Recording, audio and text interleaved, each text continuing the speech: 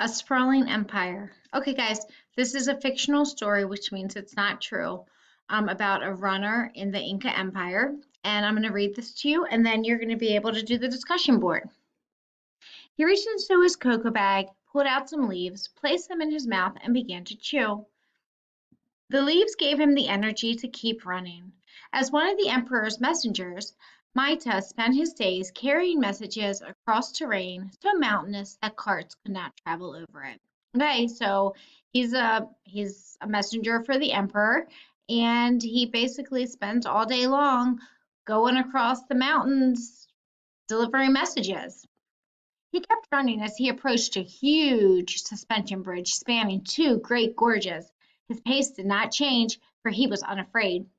He knew the bridges well. They were made of twined plant fibers and were built to last for hundreds of years. Many miles down the road, Maita met another runner and handed him the message he had been carrying for the emperor. The message was for the other messenger's village. Maita knew that he and his fellow runners had very important jobs. They traveled from the center of the Inca Empire at Cusco, following a complex network of roads carrying messages back and forth. The communications sent and received by the emperor were critical to the emperor's ability to keep his huge empire intact.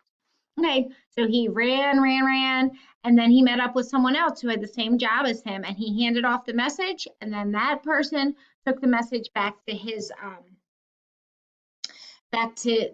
village. Okay, so what was his job? Why was his job important? And what can we learn about the Inca Empire from this passage? Go back to the discussion board and tell me what you think.